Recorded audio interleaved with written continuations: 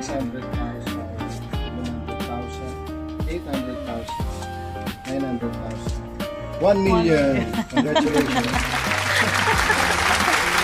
In the Philippines, when you have 1 million, you can buy car eh. Tapos magkano pa? 880. 1.4. 1.4.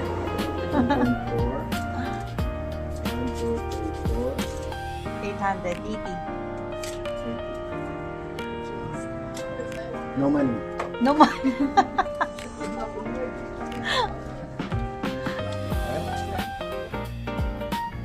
And guys, baleta na. Magano kami? Tingnan mo siya. lakad tanod siya.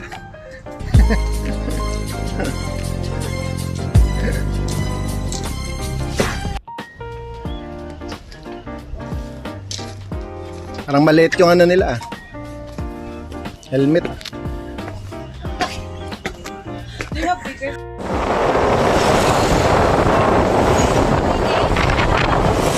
Sige, papalaban ka ng Doon English. sa Pinida.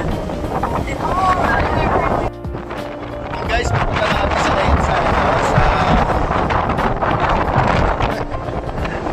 Papunta na kami ngayon sa ATV. So kami na para kami nakasakay sa truck. Yan. So nakasama kami mga taga-Australia.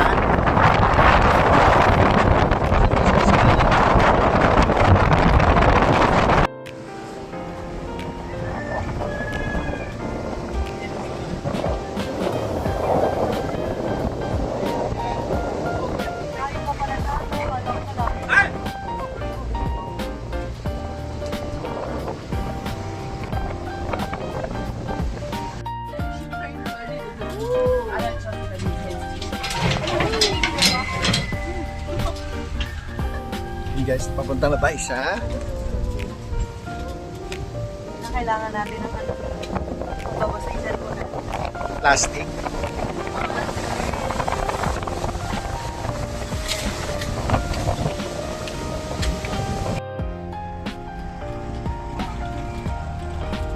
Guys, ito na yung pupunta namin.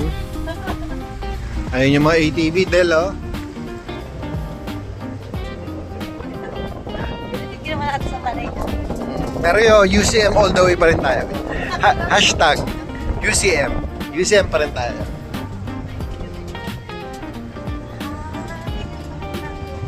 Yan nga. Ganyan din naman sa atin. Oo, pero hindi ko nakikita. Adel. Ano, luma na yung mga ATV nila. Pwede natin itong bentahan, no? Ha?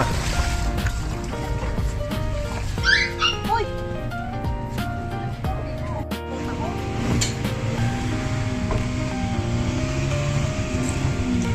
Ito na. Yung nandito na tayo sa ano. Go ATV. Adventure Valley. Yan. Okay.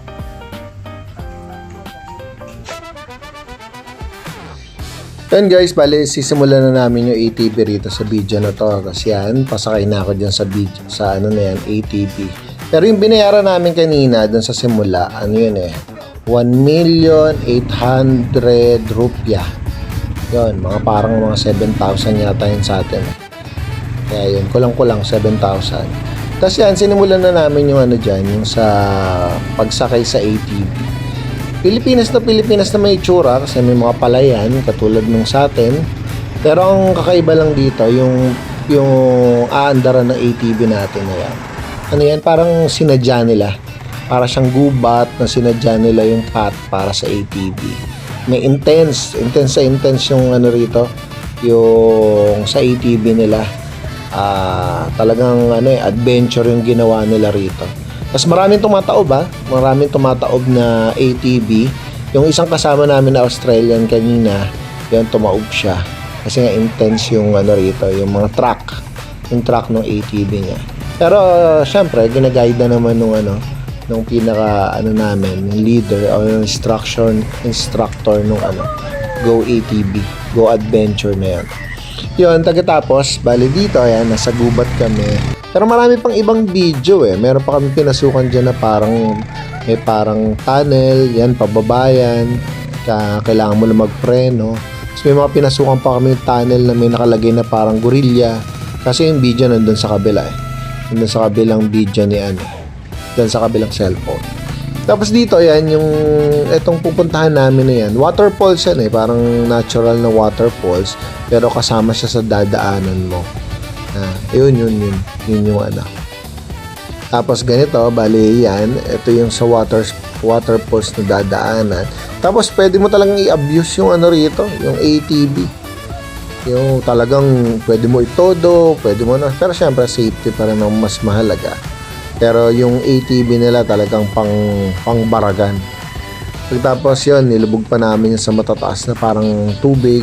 Pero okay lang walang problema. Pero pangalawang palit yan ng ATV namin. Yung una kasi ATV namin tumitirik eh. Kaya pinalitan yung ATV namin dyan. Yan. Pagkatapos, ayan, slow mo nung sa waterfalls. Pagkatapos, ang estimate ko dyan na umikot kami, siguro mga 1.5 hour o isang oras. Mga ganun, 1.5 oras. Kasi yung bawat ikot, minsan medyo malayo-layo rin. Tapos ilang ikot din yung ginagawa nila. Parang pwede kang magpa-unlimited. Yan, ito naman video na to, yan. Yan, dyan medyo tumaob yung isang kasama namin. Tapos sobrang saya na rito. Hindi ko lang tatry pa yung intense natin na ATV sa Pilipinas. Pero siguro ganito ka-intense din yung sa ATV natin. Kasi itong video naman na to, medyo pabalik na kami dyan. Pabalik na kami rin sa yung sa pinaka-kinuhanan namin ng ATV. Yan, yun yung Pero dito, iba-iba yung adventure ng ATV, hindi rin siya magkakaparehas. Depende yata rin sa ibubok nyo na lugar. Ibubok nyo na provider ng ATV. Basta siguro yun yung sa ATV namin, yun yung pinakalupa nila. Yan yung pinaka-truck nila. Kasi walang ibang pumunta nung kami na yung nandun. Wala nang ibang company na pumunta. Pero napansin ko lang, pare-parehas yung kulay ng ATV ng lahat ng company. Puro pula na yan. Yan. Sobrang saya naman ng ATV na to. Recommended namin yan kung magpupunta kayo rito sa Bali. Bali dito yan, malapit sa Ubud. Yung Ubud na lugar. Nasa may central yun ng Bali. Yan. Ayan pa. Pakita ko lang sa inyo iba pa namin video.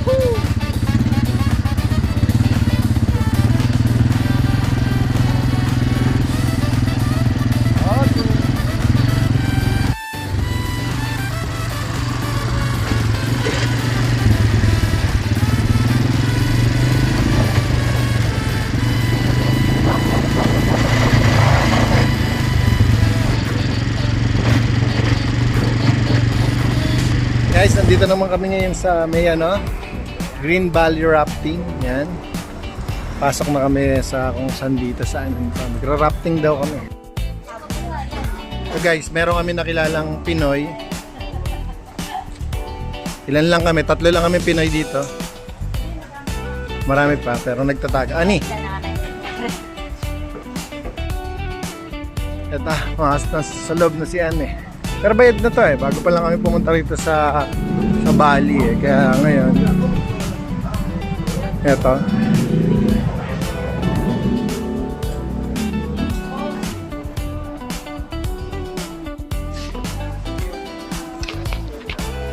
guys, meron tayo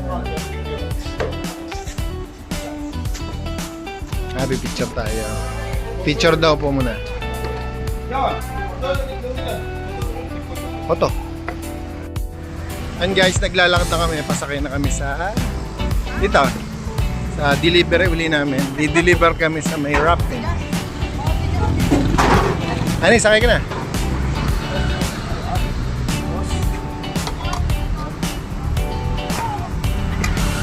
Say hello. Yes, I have. And guys, ganito kami karami. Medyo marami-rami kami rito.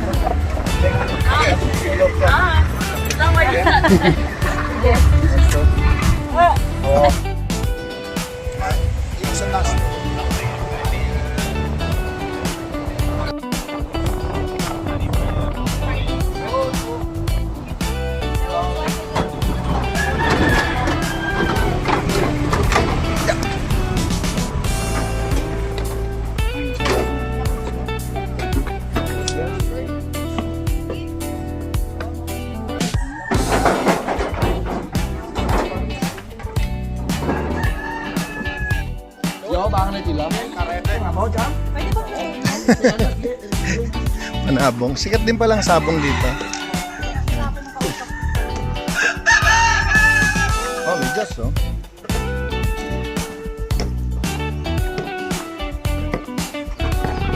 And guys, bale, paano na tayo? Papunta na tayo sa rafting.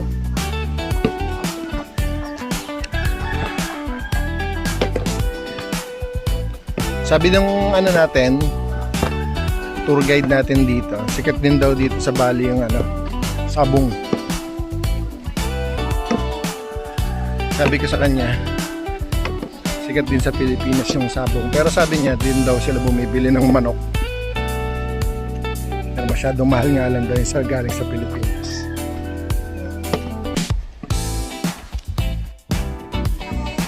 Akala ko pang rafting tong hawak natin na tungkod pala to.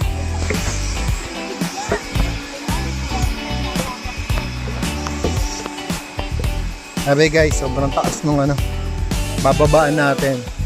Galing kami rito sa bundok, pagkatapos pababa kami ngayon sa tubigan. Ayun sila lahat nasa taas. Yan dito naman kami. Ni, kaway ka.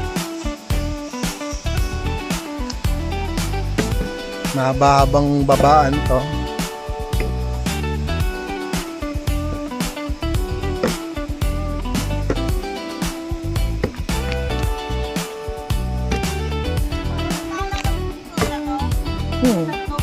Sa Ilocos. Parang ito yung pinuntahan namin sa Ilocos. Ganito kataas yung kahaba, yung babaan. Pero meron din Ilocos, meron. Tapos may Sagada rin tayong ganito. Sa Ilocos, meron din tayong binaba na ganito, yung tagal ng lakaran.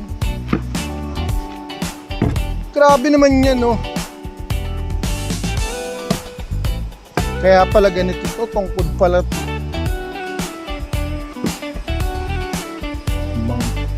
Grabe naman yan. Naubos memory natin dito. grabe naman yung binababa na to. Guys, kung hindi matibay yung tuhod nyo,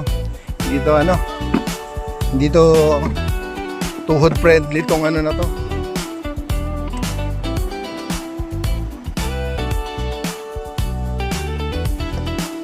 And guys, bale, mula rin sa tuktok kanina, binababa nila yung rafting. Para nilang, ano tawag dyan? Sinisipline nila yung ano. Guys, pawis na ako sa ano. Parang 20 minutes na kami umababa dito. Malapit na. Ay, naalala ko na kung saan tayo. Yung sa may Siargao. Naalala mo yung lakad na ganito, yung malayo. Yung sa dulo may coconut.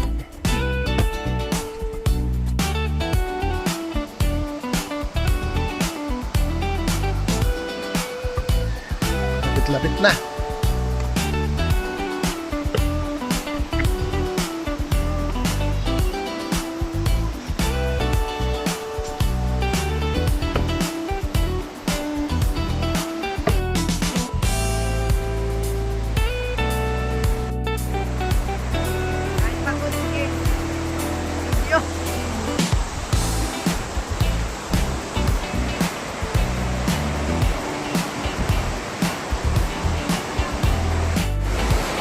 Grabe, pagod na pagod kami sa pagbaba. Ito na, nandito na kami sa may rap. Rap ba to? Rap? Rap. Yan. Doon kami galing sa taas. Hindi ko lang alam kung makikita niyan. Pero doon kami sa may pinakatugtok. Ayun na, binababa yung ano. Yun, galing na. Ayun na pagbaba niyan. Sinipline pa yan.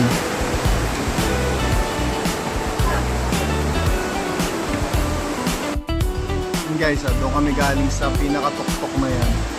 Tapos sinipline nila yung yung rock na yan. Pagkatapos papaslide din nila yan.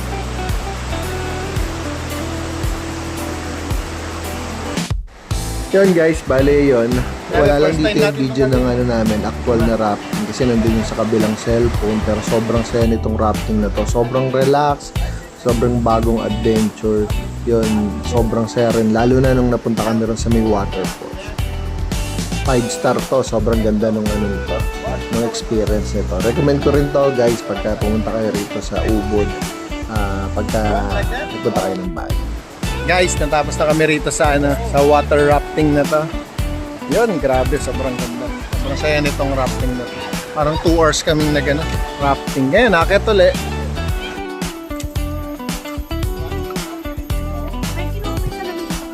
Ah, hindi. Hindi pa naman siya. Sunod lang natin.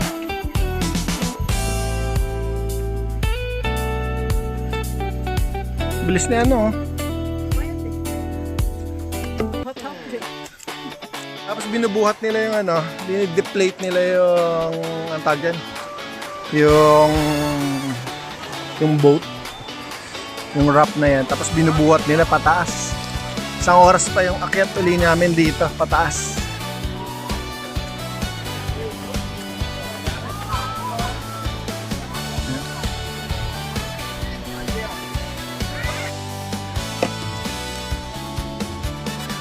Grabe, pagod na kami.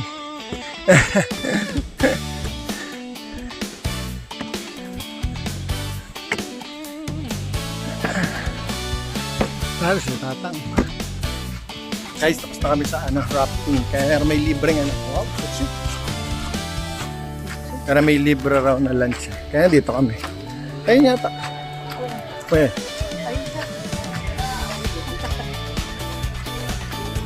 May libreng pagkain.